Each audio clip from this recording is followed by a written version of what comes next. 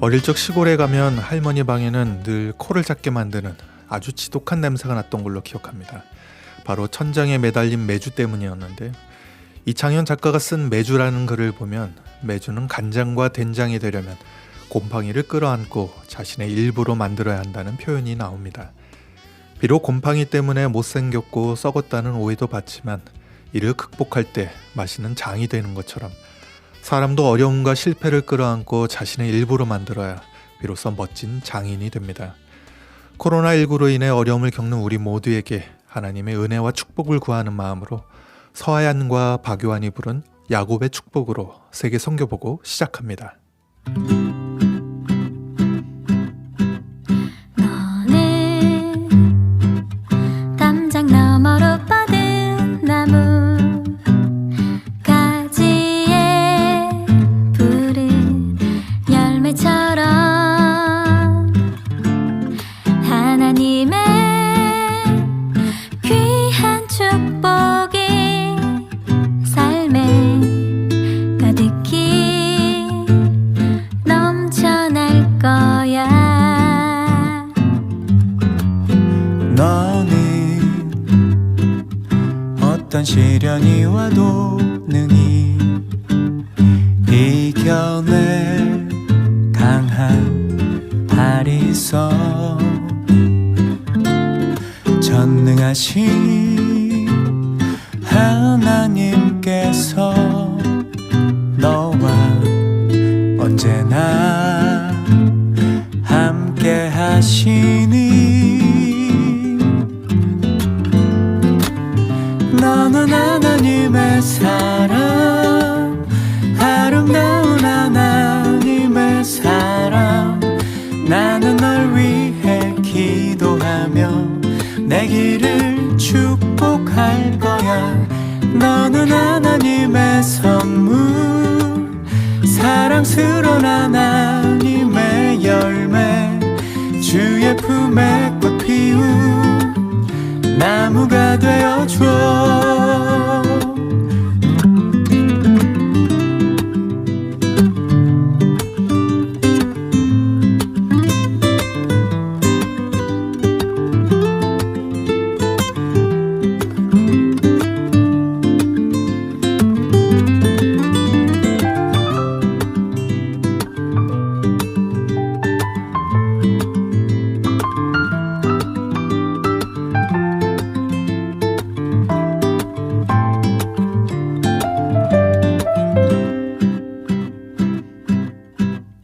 너는 어떤 시련이 와도 능히 이겨낼 강한 팔이 있어. 전능하신 하나님께서 너와 언제나 함께 하시니. 너는 하나님의 사랑, 아름다운 하나님의 사랑. 나는 널 위해 기도하며 내 길을 축복할 거야. 너는 하나님의 선물, 사랑스러운 하나님의 열매, 주의 품에 꽃 피운 나무가 되어줘. 너는 하나님의 사랑, 아름다운 하나님의 사랑. 나는 널 위해 기도하며 내 길을 축복할 거야. 너는 하나님의 선물, 사랑스러운 하나님의 열매, 주의 품에 꽃 피운 나무가 되어줘. 주의 품에 꽃 피운 나무가 되어줘. 주의 품에 꽃 피운 나무가 되어줘.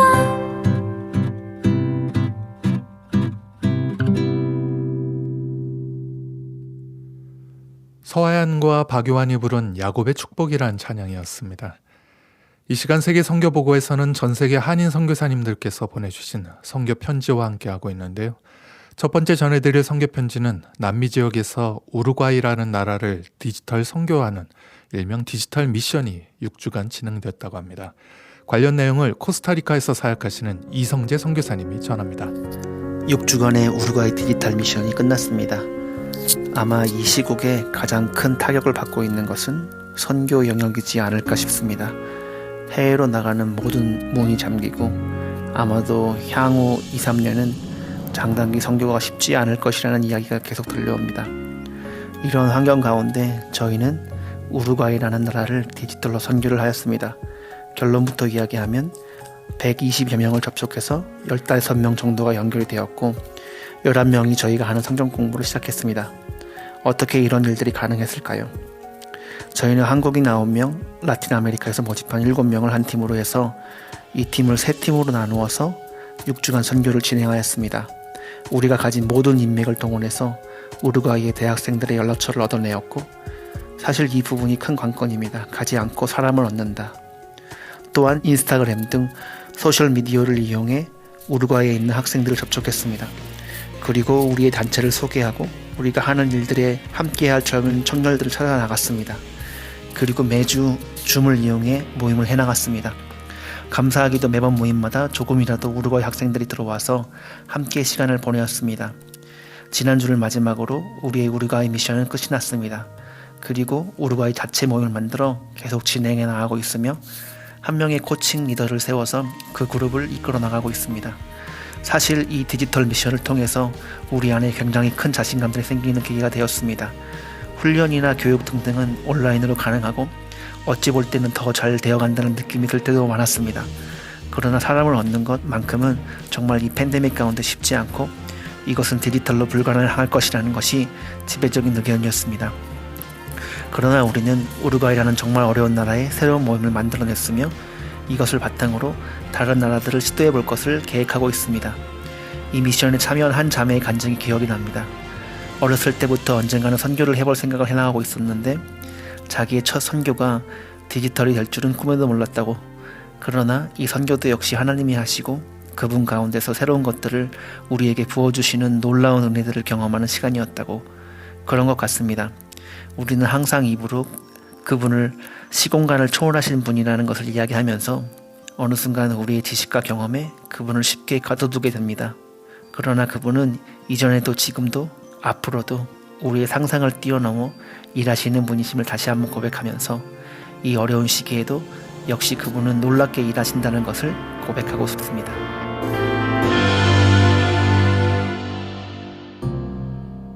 남미 지역의 우루과이라는 나라를 향한 디지털 선교 관련 소식을 이성재 선교사님이 전해주셨습니다. 계속해서 이번에는 17세기 유럽 모리비안 형제단의 선교 본거지인 독일 헤르누트에서 개최된 성령축제 선교사 가족 수련회 관련해서 이탈리아 원대식 폴리캅 선교사님이 8월의 선교 편지와 함께 전합니다. 안녕하십니까? 이탈리아 로마에서 원대식 폴리캅 선교사가 8월 선교지 소식 전해드립니다. 저희는 8월 1일부터 9박 10일 일정으로 모라비안 형제단 선교의 본고장인 독일 헤르누트에서 개최된 성령축제 수련회를 다녀왔습니다. 헤르누트 성령축제는 유럽에서 사역하고 있는 선교사들을 주축으로 진행해 오고 있는 선교사 사역자들과 자녀들이 함께 참여하는 사명으로의 회복과 충만을 이루는 영성 수련회입니다. 저희 교회에서도 10년 전부터 MK 청소년들 돌봄과 회복을 위한 섬김이 팀으로 참여하고 있는 중요한 사역 프로젝트입니다. 유럽 각 지역 코로나 전쟁터에서 참석한 94명이 모여 마스크를 쓰고 하는 수양회에 하나님께서 메가톤급 은혜를 부어주셨습니다. 이전에도 어려울 때 믿음으로 반응하면 더하기 식이 아니라 곱하기 식의 은혜를 주심을 체험하였는데 이번에는 하나님께서 더 특별한 회복과 충만의 은혜를 부어주셨습니다. 특별히 힘들었던 청소년들 속에 신기한 회복의 역사를 시작해 주셨습니다. 이탈리아가 코로나로 인하여 관광, 여행 분야에 가장 심각한 타격을 받아 관련 분야 살리기 정부 대응책으로 바캉스 바우처 제도가 생겼습니다. 가정당 400유로짜리 바우처를 받은 덕분에 숙박비를 대폭 절약할 수 있었습니다. 여행 바우처를 받는 숙소가 많지 않아 여행사에 근무하는 남사라 선교사님이 며칠 동안 이탈리아 북부 국경지역 숙소를 이잡듯 뒤져 여행 바우처를 받는 포도원에서 운영하는 민박과 돌로미티 산 근처에 있는 수영장 있는 숙소를 찾아내는 집념의 1세대 선교사의 도전 스피릿을 과감없이 보여주었습니다. 로마에서 헤르누스까지 왕복 거리가 3,600km로 오스트리아, 체코, 폴란드, 독일 4개국 국경을 넘는 대장정이었습니다. 총 13명이 차량 2대로 이동하며 자매 선교사님들이 전기밥솥에 김치와 밑반찬을 준비해 캠핑하는 기분으로 밥을 해먹고 고속도로 휴게소에선 청소년들이 좋아하는 빵, 햄버거, KFC를 먹으며 즐겁게 두 세대가 어울려 함께하는 은혜를 주셨습니다. 어릴 적 제대로 돌보지 못한 자녀들에 대한 미안함은 1세대 선교사, 사역자들이 갖고 있는 공통적인 미안함이자 아픔일 것입니다.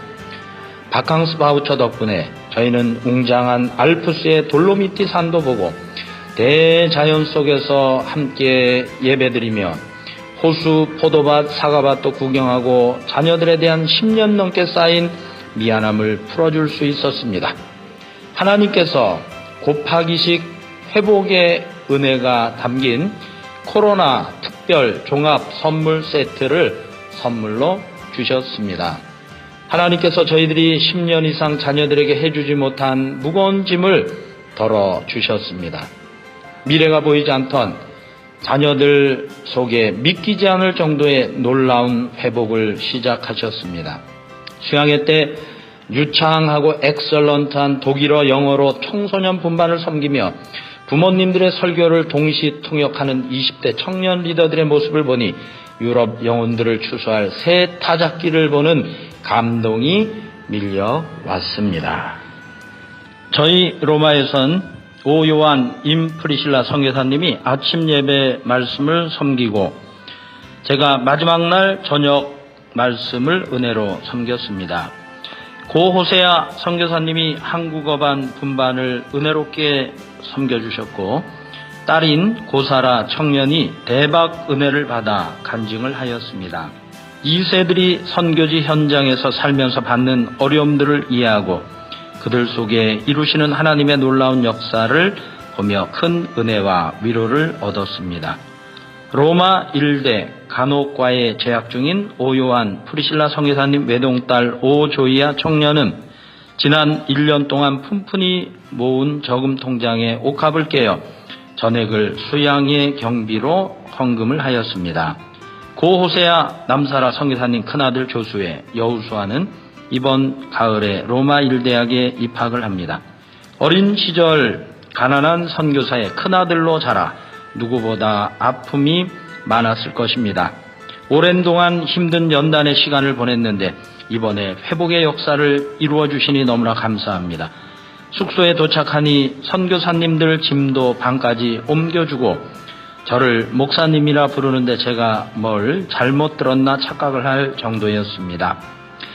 코로나 상황에서 하나님께 드린 기도와 믿음의 결단에 기름 부어 주시고 큰 은혜와 놀라운 회복을 이루시는 좋으신 하나님 아버지께 모든 감사와 찬송과 영광을 올려드립니다. 이 모든 것이 한량없으신 주님의 은혜요. 만 가지가 부족한 저희들을 위해 눈물로 기도해 주시고 격려해 주시며 귀한 물질로 섬겨주신 모든 분들의 사랑 때문임을 고백합니다. 이번에 심겨진 씨앗들이 30배, 60배, 100배로 결실하여 하나님을 영화롭게 하며 유럽에 죽어가는 영혼들을 살게 하실 줄 믿습니다. 섬겨주신 모든 분들께 하나님께서 기쁨과 건강과 축복으로 기름 부어 주시길 기도드립니다. 저희를 위해 기도해 주시고 사랑으로 섬겨주시는 모든 분들을 우리 주님의 이름으로 사랑하고 축복합니다. 감사합니다. 그라치에.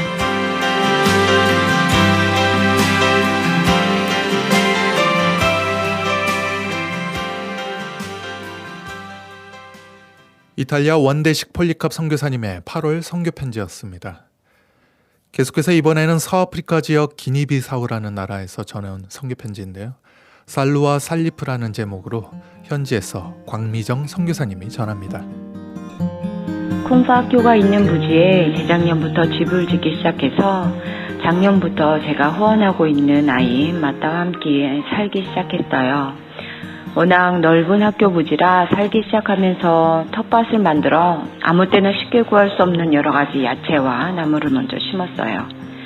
아프리카 사람들이 조금은 게으른 것 같은 게 시골이라 더 농사를 열심히 지어서 신선한 야채들을 바로 먹을 수 있을 거라 생각했지만 대부분의 야채는 물을 굳이 주지 않아도 되는 우기 때 짓고 건기 땐 수도인 비사우에서 야채를 사다가 시골에서 파는 좀 아이러니한 상황이 펼쳐집니다.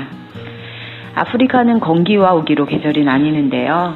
제가 워낙 뭐에 꽂히면 당장 해야 하는 성격이라 이 농사를 건기 한가운데인 작년 12월에 시작해서 비가 오기 시작한 올해 6월까지 텃밭에 물을 대는 일로 정말 손에 굳은 살이 생길 정도로 물에서 물을 길었어요.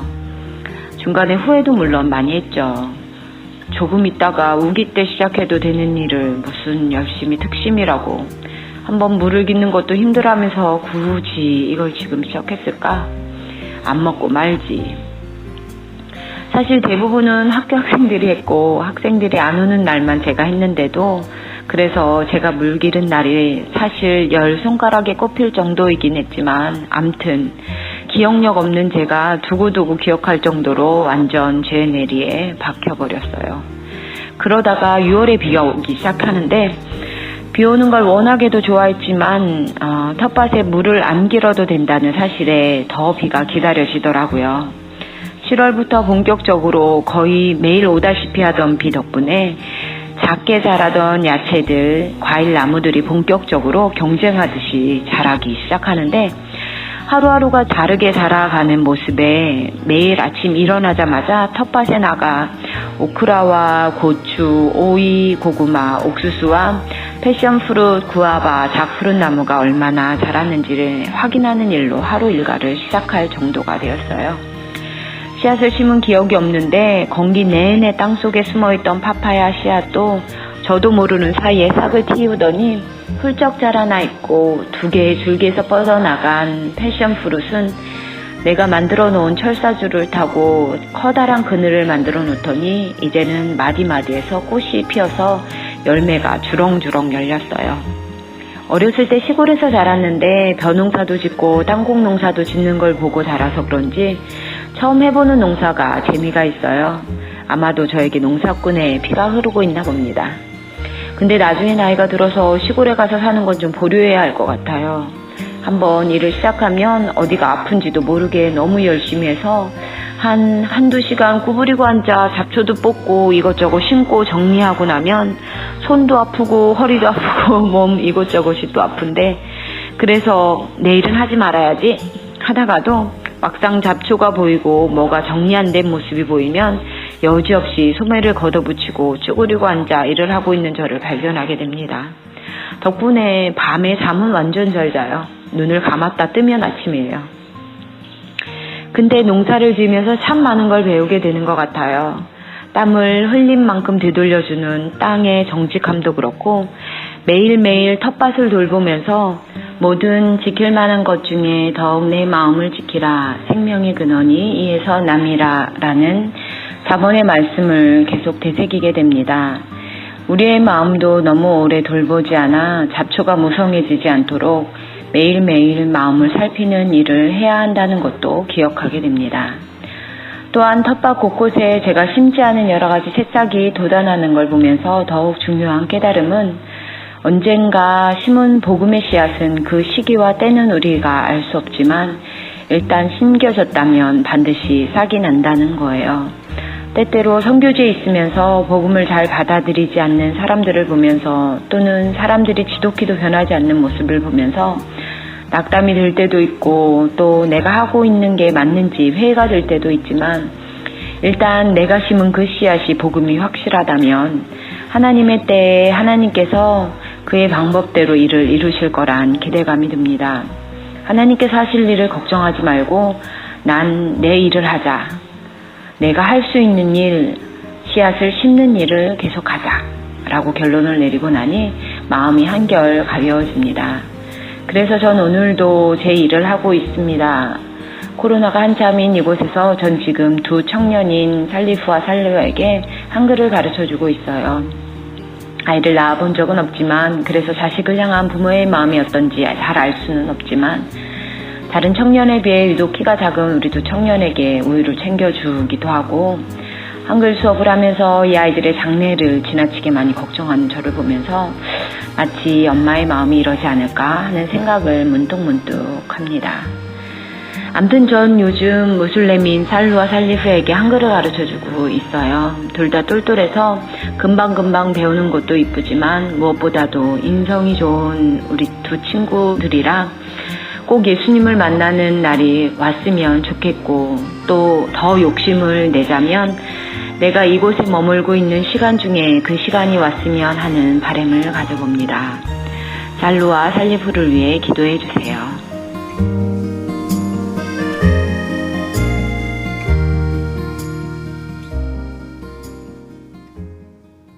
서아프리카 기니비사우에서 전해온 광미정 선교사님의 선교편지였습니다. 이번엔 서태평양에 있는 작은 섬들 가운데 괌에서 보낸 선교편지인데요. 괌으로 이주하거나 이민 온 사람들을 괌해년이라고 부르는데 이들을 짜증스럽게 만드는 두 가지에 대해서 현지 괌에서 변성유 선교사님이 전합니다. 카파다이 안녕하십니까?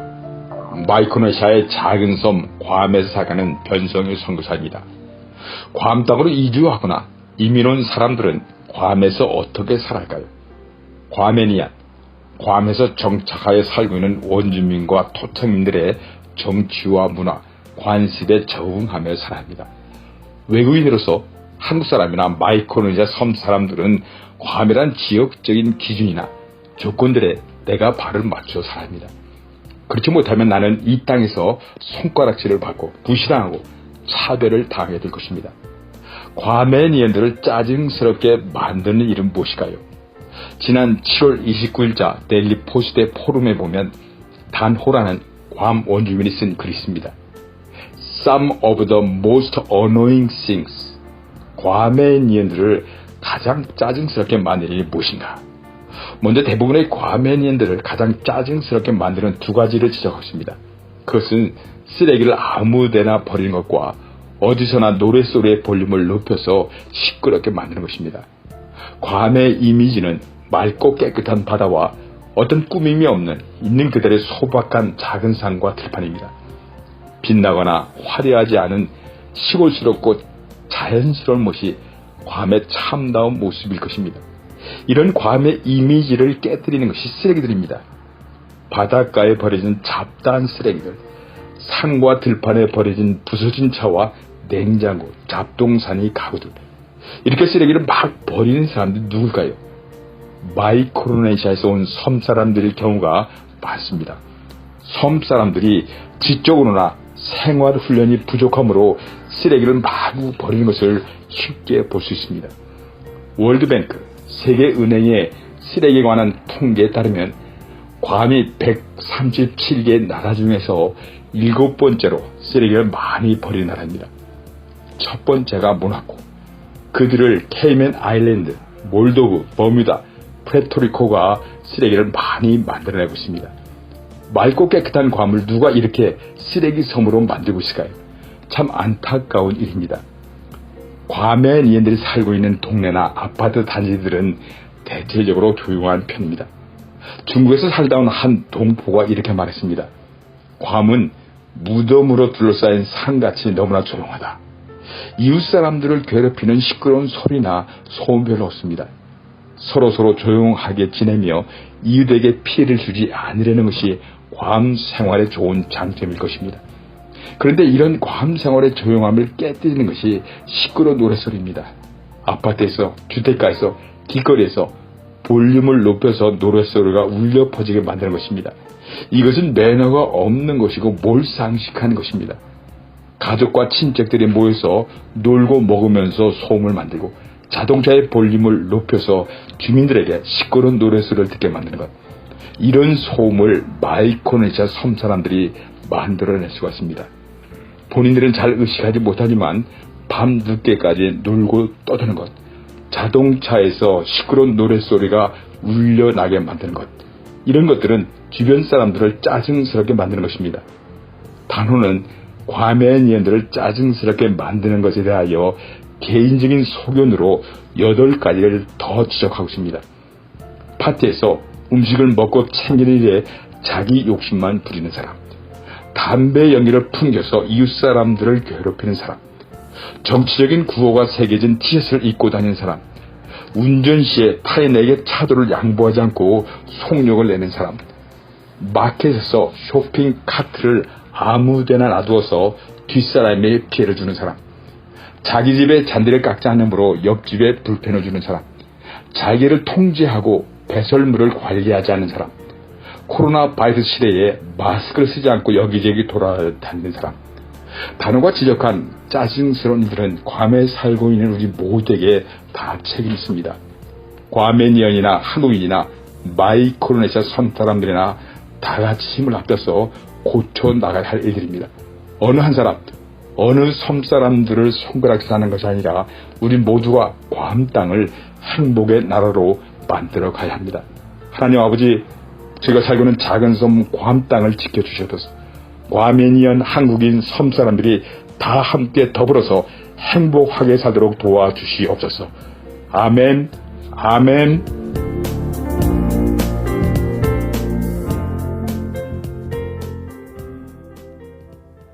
서태평양의 괌에서 변성유 선교사님이 전해주셨습니다.